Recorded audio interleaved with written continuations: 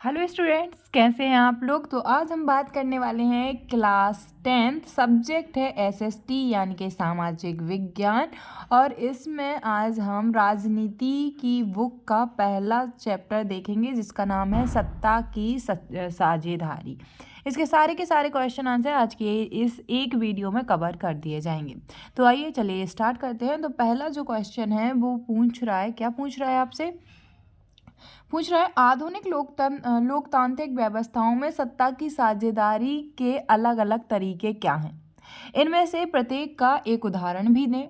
तो आंसर देने से पहले मैं बता देती हूँ, जैसे कि तुमने ये सुना होगा, एक नाम तो सुना होगा भारत सरकार। भारत सरकार मतलब केंद्र की सरकार। और एक तुमने नाम सुना होगा मध्य प्रदेश सरकार, एक नाम सुना होगा कर्नाटक सरकार। तो ये और फिर एक सुना होगा तुम्हारे मतलब कि जो नगर है, नगर पालिका हो गया, ग्राम, अगर ग्राम से आप बिलोंग करते हो तो ग्राम पंचायत। तो ये भला क्या है, तो ये देखो ऊपर होती है केंद्र, फिर होता है स्टेट, और फिर होते हैं ये मतलब कि नगर पालिका और ग्रामों में ग्राम पंचायत। तो एक तरीका हो गया शक्ति का बंटवारा करने का कि इनके पास कुछ शक्तियाँ होंगी, इनको कानून बनाने की, इनको कानून बनाने की। और इसी तरह तुमने सुना होगा एक कि हमें मतलब हमारे साथ गलत हुआ है, हमें कोर्ट जाना है यानी न्यायालय जाना है, तो एक न्यायालय हो गया। एक सुना होगा कि विधानसभा मतलब कि विधायिका। और एक सुना होगा कार्यपालिका जो इन कानूनों को लागू करवाने में मदद करती है। तो इन सबको ही हम कहते हैं, दो दो हो गए ये तरीके। एक पहले वाला अपन देखा था केंद्र सरकार, राज्य सरकार, और एक हो गया।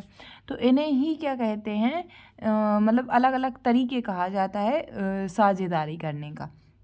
चलो आओ आंसर देखते हैं। आधुनिक लोकतंत्र व्यवस्था में सत्ता की साझेदारी की अनेक रूप हो सकते हैं। सत्ता की साझेदारी के अनेक रूप हो सकते हैं जो निम्नलिखित हैं। पहला, शासन के विभिन्न अंगों के बीच बंटवारा। शासन के विभिन्न अंग जैसे विधायिका, विधायिका का काम क्या होता है, कानून बनाने का। कार्यपालिका, इसको इन कानूनों को लागू कौन करवाता है, कार्यपालिका। और अगर कोई गलती होती है तो सजा कौन देता है, न्यायपालिका। तो विधायिका, कार्यपालिका और न्यायपालिका के बीच सत्ता का बंटवारा रहता है। इसमें सरकार के विभिन्न अंग एक ही स्तर पर रहकर अपनी अपनी शक्ति का उपयोग करते हैं। इसमें कोई भी एक अंग सत्ता का असीमित प्रयोग नहीं करता, हर अंग दूसरे पर अंकुश रखता है। इससे विभिन्न संस्थाओं के बीच सत्ता का संतुलन बना रहता है। इसके सबसे अच्छे उदाहरण है अमेरिका और भारत। यहाँ विधायिका कानून बनाती है और कार्यपालिका लागू करने का काम करती है तथा न्यायपालिका न्याय करती है। भारत में कार्यपालिका संसद के प्रति उत्तरदायी है। न्यायपालिका की नियुक्ति कार्यपालिका करती है। न्यायपालिका कार्यपालिका और विधायिका के कानूनों की जांच कर उन पर नियंत्रण करती है। तो इस तरह से ये तीन भाई बहन होते हैं ना, जैसे एक दूसरे को संभाले रखते हैं, वो इसकी टांग खींचेगा बट अगर वो कहीं परेशान होगा तो ये तीनों ही हैं, विधायिका, कार्यपालिका और न्यायपालिका। ये तीनों अंग जो हैं सरकार के, आपस में एक दूसरे पे अंकुश भी लगाते हैं, एक दूसरे को मदद भी करते हैं, और इस तरह से देश चलता रहता है। नेक्स्ट है सरकार के विभिन्न स्तरों पर बंटवारा। तो आंसर है पूरे देश के लिए एक सरकार होती है। जैसे केंद्र की सरकार, मैंने अभी बताया था ना, केंद्र की सरकार हो कोई संघ की सरकार भी कहते हैं। फिर प्रांत या क्षेत्रीय स्तर पर अलग अलग सरकारें होती हैं। तो मैंने कहा था ना, केंद्र की सरकार पे, फिर स्टेट यानी कि राज्य की सरकार पे, राज्य के स्तर पे सरकारें होती हैं जिन्हें अलग अलग नामों से जाना जाता है, जैसे मध्य प्रदेश सरकार, यूपी सरकार, बिहार सरकार, कर्नाटक सरकार, इस तरह से जाना जाता है। मध्य प्रदेश में इन्हें राज्य सरकार कहते हैं। मैं तुम्हें क्या कहूँ, मध्य प्रदेश सरकार, तो मध्य प्रदेश राज्य सरकार। इस सत्ता के बंटवारे वाले देश में संविधान में इस बात का स्पष्ट उल्लेख है कि केंद्र और राज्य सरकार के बीच सत्ते का बंटवारा किस तरह होगा। मतलब कि ऐसे कुछ, जैसे कि बहुत सारे ऐसे विषय हैं, उन विषयों पे कानून बनाने की शक्ति राज्य को या केंद्र को है, ये दिखाया गया है। तो देखो, जैसे ये पैसा हो गया, तो पैसे पे कौन बनाएगा कानून, पैसे पे बनाएगी केंद्र की सरकार। जो नोट है कैसा छापना है, कौन सा छापना है, किसको बंद करना है, किस देश को किस में मिलाना है, किसको किससे अलग करना है, ये सब भी तय कौन करेगा, केंद्र की सरकार। लेकिन मतलब सोचो एक राज्य है, तो राज्य क्या तय करता है? राज्य अपने यहाँ की कृषि बहुत हद तक तय करता है कि हमने मतलब योजनाएं तय करता है। लाडली लक्ष्मी बहन योजना ये केवल मध्य प्रदेश में है। तो ये सारी चीज़ें उस पर निर्भर करती हैं किस तरह होगा, ये निर्धारित है संविधान में। आगे सत्ता के ऐसे बंटवारे को वितरण कहा जाता है। भारत में केंद्र और राज्य स्तर के अतिरिक्त स्थानीय सरकारें भी काम करती हैं, जैसे मैंने बोला ग्राम में ग्राम पंचायत और शहरों में नगर पालिका।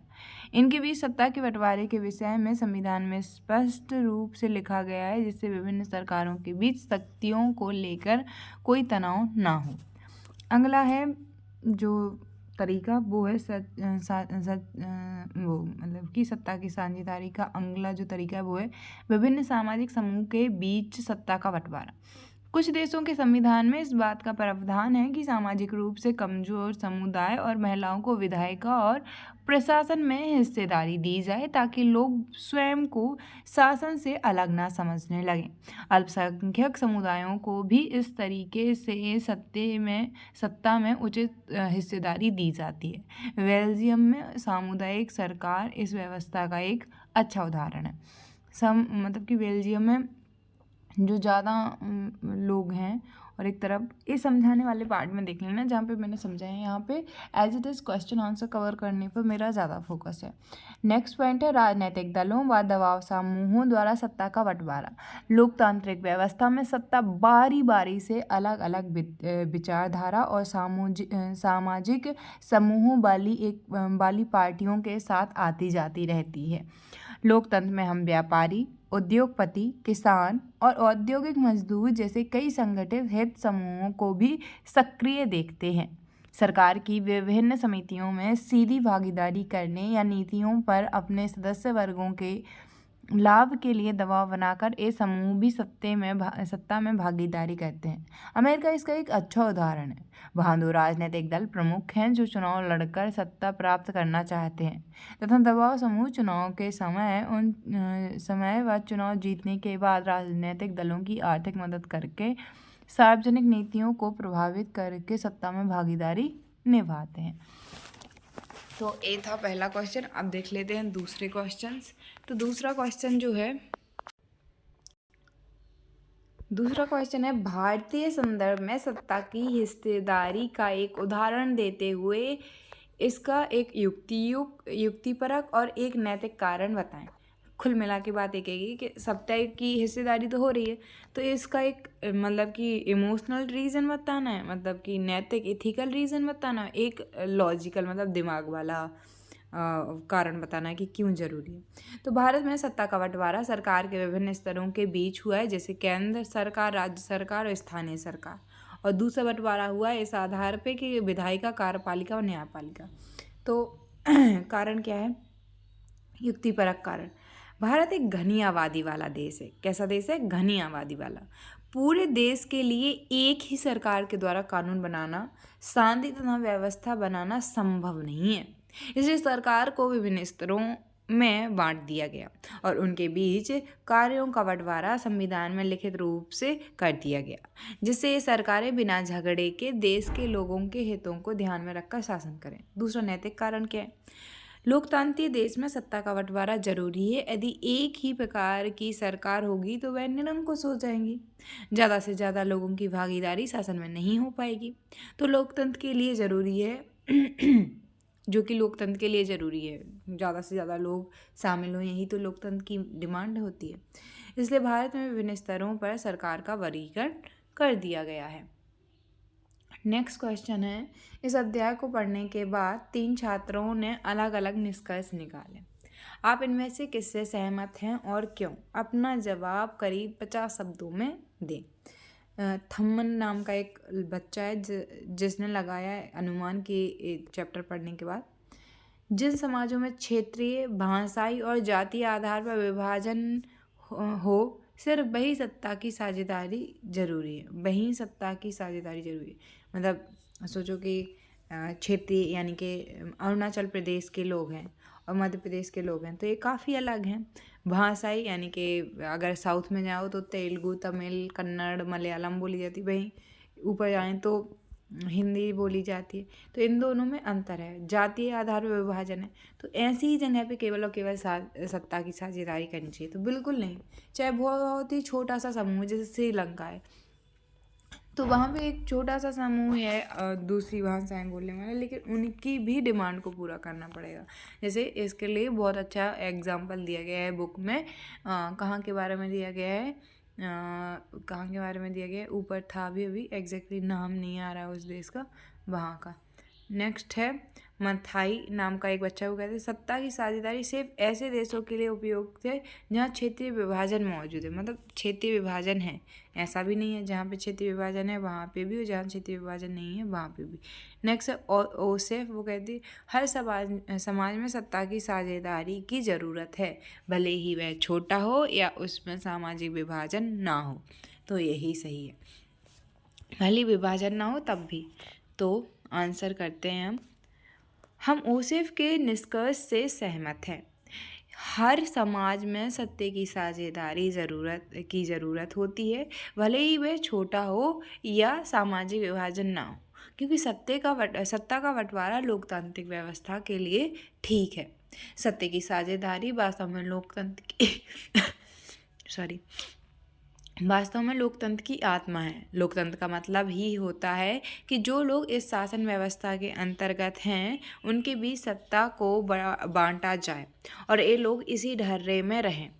वैध सरकार वही है जिसमें अपनी भागीदारी के माध्यम से सभी समूह शासन व्यवस्था से जुड़े हैं। दूसरा है, नेक्स्ट क्वेश्चन है, बेल्जियम में ब्रुसेल्स के निकट स्थित शहर मार्चेटेम के मेयर ने अपने यहाँ के स्कूल में फ्रांच बोलने पर लगी रोक को सही बताया। उन्होंने कहा कि उससे डच भाषा ना बोलने वाले लोगों को इस फ्लेमिश शहर के लोगों से जुड़ने में मदद मिलेगी। कि आपको लगता है कि यह फैसला बेल्जियम की सत्ता की साझेदारी की व्यवस्था की मूल भावना से मेल खाता है? अपना आंसर 50 शब्दों में लिखना है। तो आंसर है, स्कूल में फ्रांच बोलने पर लगी रोक को सही बताना बेल्जियम की सत्ता की साझेदारी की मूल भावना के खिलाफ है।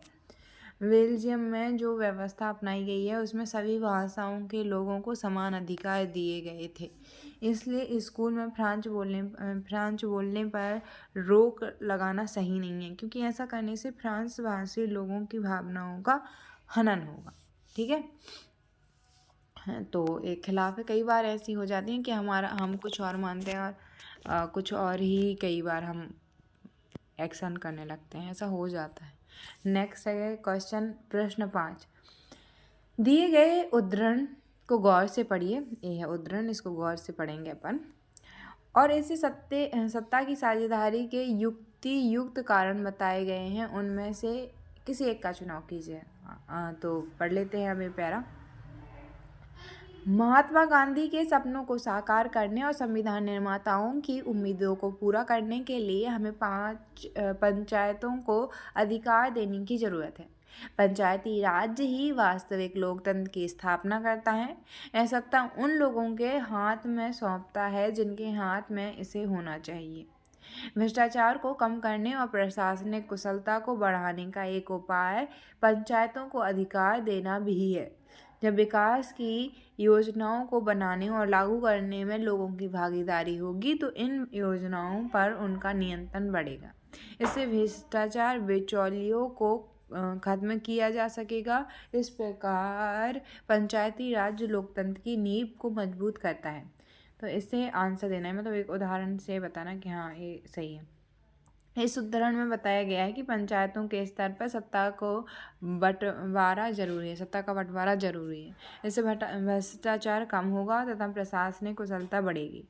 पंचायतों के अधीन अब आम लोग स्वयं अपने लिए विकास की योजनाएं बनाएंगे और उन्हें लागू करेंगे, तो भ्रष्ट बिचौलियों को समाप्त किया जा सकेगा।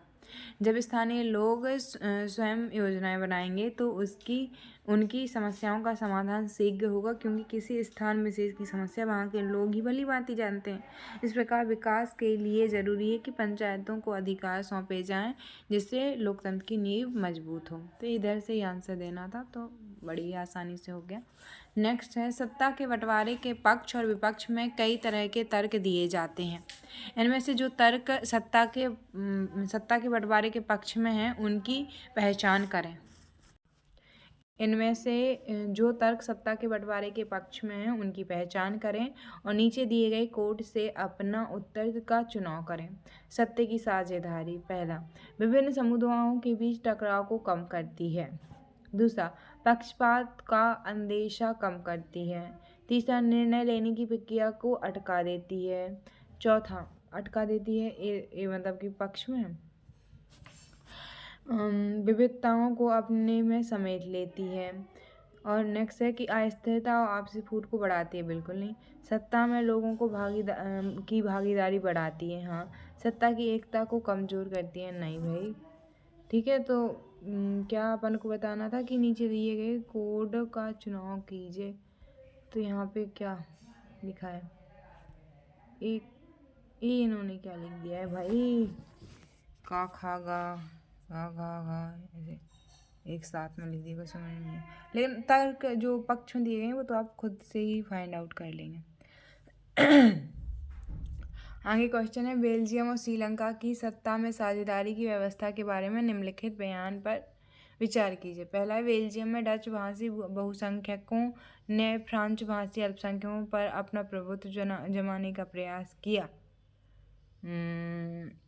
बेल्जियम और श्रीलंका की सत्ता में साझेदारी की व्यवस्था के बारे में निम्नलिखित बयानों पर विचार कीजिए।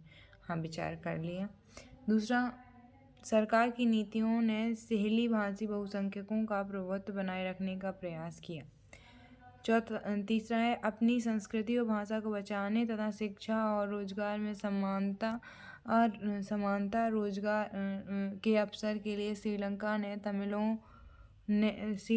के तमिलों ने सत्ता को संघीय ढांचे पर बांटने की मांग की। नेक्स्ट है, बेल्जियम में एकात्मक सरकार की जगह संघीय सरकार व्यवस्था लाकर मुल्क को भाषा के आधार पर टूटने से बचा लिया गया। तो इसमें है, ऊपर दिए गए बयानों में से कौन सा से सही है? तो कौन सा सही है?